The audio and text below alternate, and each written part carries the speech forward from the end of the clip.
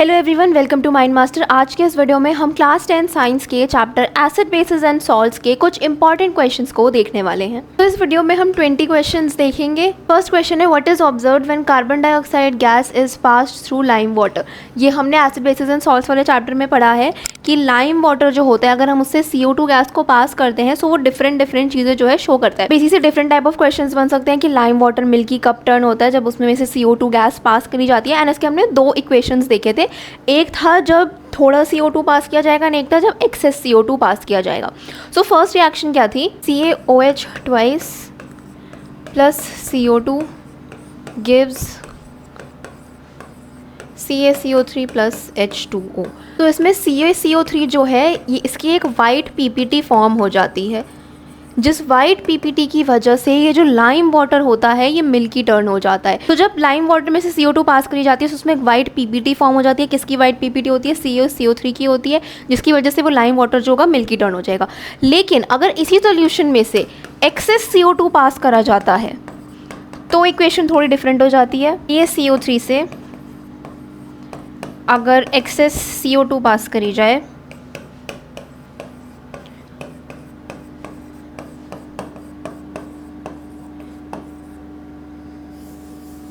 तो ये कंपाउंड जो फॉर्म होता है ये एक्चुअली में वाटर में सोल्यूबल होता है, जिसकी वजह से अगर हम सोल्यूशन को देखेंगे तो अब वो मिल्की नहीं रहेगा। जैसे लाइम वाटर मिल्की तब टर्न होता है जब उसमें से CO2 पास कर जाता है, लेकिन अगर एक्सेस CO2 हो जाएगा तो उसमें एक सोल्यूबल PPT का फॉर्मेशन हो जाता है, जिसकी वजह से वो लाइम वाटर अपने नॉर्मल स्टेट में आ जाएगा। इसी की थ्योरी लिखी हुई है कि when CO2 is pass through lime water for short interval of time it turns milky due to formation of insoluble calcium carbonate. अभी कैल्शियम कार्बोनेट जो फॉर्म हुआ था ये इनसोल्यूबल था, इसीलिए लाइम वाटर जो होता है वो मिल्की टर्न हो जाता है। लेकिन सेकेंड केस में if CO2 is pass for long duration of time through lime water, white PPT formed dissolves due to the formation of soluble calcium hydrogen carbonate and the solution becomes clear। कि उससे जो है calcium hydrogen carbonate की soluble PPT form हो जाती है, इसकी वजह से लाइम वाटर मिल्की नहीं रहता है। सो इसकी ये वाली इक्वेशन जो है ये याद होनी चाहिए कि किस तरीके से फर्स्ट में क्या फॉर्म होता है एंड सेकेंड में क्या फॉर्म होता है।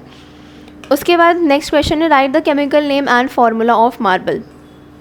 मार्बल हमने पढ़ा है कि मार्बल का केमिकल फार्मूला क्या होता है। मार्बल को लाइमस्टोन कहते हैं एंड लाइमस्टोन का फार्मूला क्या होता है? CaCO3 होता है। कैल्शियम कार्बोनेट ही मार्बल होता है। अब मार्बल से रिलेटेड क्या क्वेश्चन आ जाता है कि एक तरीके से केस स्टडी क्वेश्चन बन सकता है कि ताजमहल जो है वो ओवर द ईयर्स उसके जो मार्बल्स हैं वो येलो कलर में टर्न हो गए हैं, तो ऐसा क्यों हुआ है? इसके पीछे भी पूरी रिएक्शन होती है कि क्यों जो मार्बल है वो येलो टर्न हो जाते हैं। इसकी रिएक्शन क्या होती है? CaCO3 plus H2SO4 gives CaSO4 plus H2O plus CO2। ये पूरी रिएक्शन होती है कि किस तरीके से मार्बल जो होता है वो ख़राब हो जाता है एंड येलो टर्न हो जाता है। एंड यही ताजमहल के साथ भी हुआ है। बेसिकली ताजमहल के येलो टर्न होने के पीछे का रीज़न क्या है? इंडस्ट्रियलाइजेशन। इंडस्ट्रियलाइजेशन के चलते क्या हो रहा है, बहुत ज़्यादा पोल्यूशन हो रहा है हमारे एनवायरनमेंट में, बहुत ज़्यादा गैशियस सब्सटेंसेस हमारे एयर में रिलीज आउट करे जा रहे हैं। अब इन गैशियस सब्सटेंसेस और इस इंडस्ट्रियलाइजेशन की वजह से क्या होता है कि हमारे एयर में जो है सल्फ्यूरिक एसिड का फॉर्मेशन हो जाता है। इसी की वजह से क्या होता है? एसिड रेन होता है। एंड यही एसिड रेन जब मार्बल्स पे पड़ती है तो वो मार्बल्स को कोरोड कर देती है। कैसे कोरोड कर देती है? यही वाला रिएक्शन होता है CaCO3 H2SO4। ये क्या है? एक एसिड है। एसिड आकर के जब रिएक्ट करता है तो उससे क्या हो जाता है? उससे मार्बल जो होता है वो कोरोड हो जाएगा।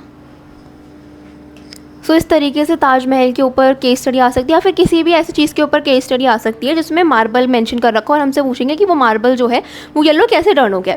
सबसे पहले तो इंडस्ट्रियलाइजेशन के चलते क्या हो रहा है? एसिड रेन हो रहा है, जिसकी वजह से जो मार्बल्स हो रहे हैं वो कोरोड हो जा रहे हैं। इसके बाद next question, on diluting an acid it is advised to add acid to water and not water to acid. ये वाला क्वेश्चन जब चैप्टर पढ़ाया था तब भी बताया था कि ये वाला क्वेश्चन बहुत इंपॉर्टेंट है। इसके पीछे का सिंपल सा रीज़न है कि वाटर और एसिड को जब मिक्स करते हैं तो वो एक हाईली एक्सोथर्मिक रिएक्शन होता है। एक्सोथर्मिक रिएक्शन का मतलब क्या होता है कि उसमें बहुत ज़्यादा हीट एनर्जी रिलीज आउट होती है। अब बहुत ज़्यादा हीट एनर्जी रिलीज आउट होती है तो इससे क्या हो सकता है? इससे आग लगने के चांसेस होते हैं। इतनी ज़्यादा हीट एनर्जी जो रिलीज आउट हो रही है इसे एब्जॉर्व करना पड़ेगा कि एक्सप्लोजन या फिर ऐसी कोई भी कंडीशन ना आ जाए। इसीलिए ऐसा एडवाइस किया जाता है कि वाटर में एसिड डालनी चाहिए ताकि हम धीरे धीरे करके एसिड को वाटर में ऐड करते जाएं। धीरे धीरे ऐड करने से क्या होगा, जितनी ज़्यादा हीट रिलीज आउट होगी वाटर उतनी एब्जॉर्व करता जाएगा। एसिड को जब वाटर में ऐड कर रहे हैं तो जितनी भी हीट एनर्जी बाहर रिलीज आउट हो रही है वाटर उसे एब्जॉर्व कर ले रहा है, क्योंकि हम धीरे धीरे उसे ऐड कर रहे हैं, जिसकी वजह से अब जो एक्सोथर्मिक रिएक्शन हो रही थी वो काफ़ी हद तक कम हो जाती है। एंड जो भी एक्सप्लोजन या फिर ऐसा कोई भी केस हो सकता था वो नहीं होता है। सिंपल सा रीज़न है कि हम वाटर में एसिड को क्यों मिलाते हैं, ताकि पहले तो क्योंकि ये बहुत एक्सोथर्मिक रिएक्शन होता है, सो इसकी हीट एनर्जी जो होती है वो एब्जॉर्व करने के लिए हम एसिड को वाटर में डालते हैं, ताकि वाटर जो है जितनी भी हीट रिलीज आउट हो रही है उसे एब्जॉर्व कर ले। इसी चीज़ की थ्योरी लिखी हुई है कि diluting a concentrated acid with water is highly exothermic. इससे जब water is added to concentrated acid large amount of heat is liberated which can lead to explosion and splashes. इसीलिए इनफैक्ट जो होता है अपैरेटस वो भी ब्रेक डाउन हो सकता है, जैसे कि जो बीकर हम यूज़ कर रहे हैं वो भी टूट सकते हैं। इसीलिए ऐसा एडवाइस किया जाता है कि हम हमेशा वाटर में एसिड को ऐड करें। इसके बाद next, why should curd and sour substances not be kept in brass and copper vessels. ये भी अगेन इसका इस चैप्टर से एक इंपॉर्टेंट क्वेश्चन है कि कर्ड या फिर जो भी सार सब्सटेंसेज होते हैं उसे हम ब्रास या फिर कॉपर वेसल्स में रखने के लिए क्यों एडवाइस नहीं करते। एंड रिएक्ट करके क्या फॉर्म करते हैं, हाइड्रोजन गैस का फॉर्मेशन करते हैं एंड सॉल्ट का फॉर्मेशन करते हैं। अब कर्ड हो या फिर कोई भी सार सब्सटेंस हो उसके अंदर क्या प्रेजेंट होता है, एसिड प्रेजेंट होता है। हमें पता है कि कर्ड के अंदर कौन सी एसिड प्रेजेंट होती है, लैक्टिक एसिड प्रेजेंट होती है। कोई भी सार सब्सटेंस होगा तो उसके अंदर सिट्रिक एसिड होगा, ऑक्सैलिक एसिड होगा, या फिर जो भी वो सब्सटेंस होगा उस हिसाब से उसके अंदर कोई ना कोई एसिड प्रेजेंट होगी। अब ये एसिड जो होते हैं ये मेटल्स के साथ रिएक्ट कर लेंगे, एंड मेटल के साथ रिएक्ट करने की वजह से सबसे पहली बात तो कोरोजन हो जाएगा कि वो जो वेसल होगा वो ख़राब हो जाएगा। दूसरी बात, कर्ड में जो लैक्टिक एसिड प्रेजेंट होती है अगर वो मेटल के साथ रिएक्ट करती है तो वो कर्ड भी ख़राब हो जाएगी। उस कर्ड में भी कुछ ऐसी सब्सटेंसेस बन जाएंगे जो ह्यूमंस कंज्यूम नहीं कर सकते हैं। इसीलिए ऐसा एडवाइस किया जाता है कि ब्रास और कॉपर वेसल में कोई भी कर्ड या फिर सार सब्सटेंस को ना रखा जाए। इसके बाद next question, why does N aqueous solution of N acid conduct electricity. ये एक इम्पॉर्टेंट क्वेश्चन है कि एसिड का सोल्यूशन जो होता है वो इलेक्ट्रिसिटी को कंडक्ट क्यों करता है। जब हम एसिड एंड बेसिस पढ़ रहे थे तो बताया था कि एसिड्स जो होते हैं उसके अंदर H+ आयंस प्रेजेंट होते हैं, और इलेक्ट्रिसिटी को कंडक्ट करने के लिए सबसे बेसिक चीज़ क्या प्रेजेंट होनी चाहिए, आयंस प्रेजेंट होने चाहिए, फ्री चार्ज प्रेजेंट होना चाहिए, ताकि इलेक्ट्रॉन्स जो है उसकी मूवमेंट हो पाए। अब एसिड में H+ आयन प्रेजेंट है, H+ आयन हो या फिर हाइड्रोनियम आयंस प्रेजेंट होते हैं। H+ आयंस जो प्रेजेंट होते हैं इसी की वजह से एसिड जो होता है ये इलेक्ट्रिसिटी को कंडक्ट कर पाता है। लेकिन इसमें से एक और इम्पॉर्टेंट पॉइंट है कि एसिड जो होगा वो अपने प्योर स्टेट में इलेक्ट्रिसिटी को कंडक्ट नहीं कर सकता है। यानी कि अगर कोई प्योर एसिड प्रेजेंट है तो वो इलेक्ट्रिसिटी को कंडक्ट नहीं कर सकता है।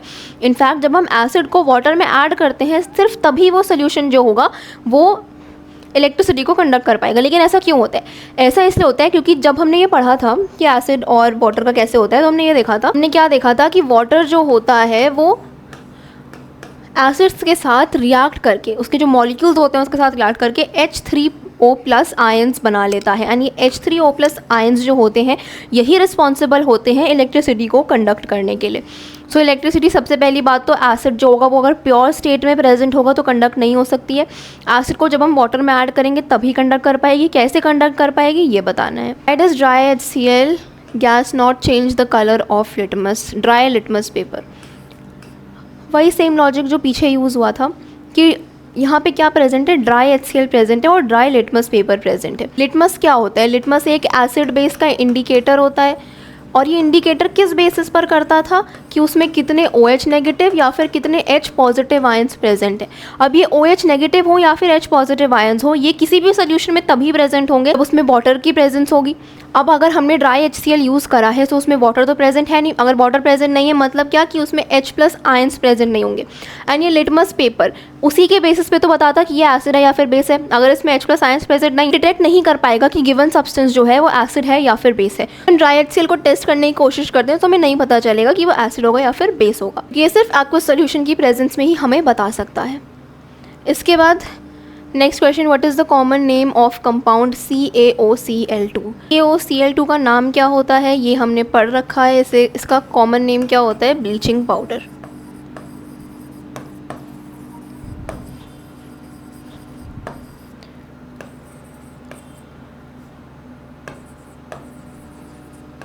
अभी ये वाला जो क्वेश्चन है ये बहुत तरीके से बन सकता है। जैसे यहाँ पे CaOCl2 दे दिया था, वो CaHCO3 ट्वाइस दे देंगे, CO कोई भी कंपाउंड दे देंगे जो हमने पूरे चैप्टर में पढ़ा है।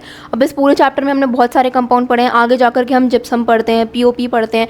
सो इन सब कंपाउंड्स के कॉमन नेम याद रखना है और फॉर्मूला याद रखना है।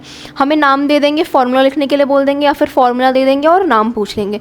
इसलिए दोनों तरीके से हमें क्वेश्चन आना चाहिए। यहाँ पे तो सिर्फ ब्लीचिंग पाउडर का एग्जांपल है, लेकिन ऐसे बहुत सारे क्वेश्चंस की फॉर्मेशन हो सकती है। इसके बाद नेक्स्ट क्वेश्चन है, name the acid present in earn sting and give its chemical formula. Earn sting में कौन सा एसिड प्रेजेंट होता है हमें ये बताना है। आर्न स्टिंग में एक्चुअली या तो मेथेनॉइक एसिड प्रेजेंट होता है या फिर फॉर्मिक एसिड प्रेजेंट होता है। फॉर्मूला क्या होगा, HCOOH, यहाँ पे लिखा भी है। आर्न sting contains formic acid and methanoic acid and इसका फॉर्मूला होता है HCOOH, ये बताना है। उसके बाद also give the common method to get relief from discomfort caused by आर्न स्टिंग। अब आर्न स्टिंग में क्या प्रेजेंट है, एसिड प्रेजेंट है। एसिड से अगर हमें रिलीफ चाहिए तो हमें क्या यूज़ करना पड़ेगा, बेस यूज़ करना पड़ेगा, ताकि न्यूट्रलाइज कर दें वो एक दोनों के इफेक्ट को।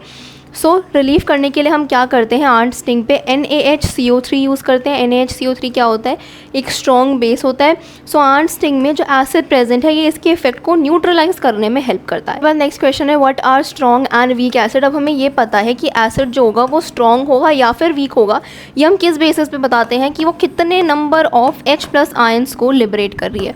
अगर वो ज़्यादा नंबर ऑफ H+ आयंस को रिलीज आउट कर रहा है सो वो स्ट्रॉन्ग एसिड होगा। अगर वो कम नंबर ऑफ H+ आयंस को कर रहा है सो वो वीक एसिड होगा।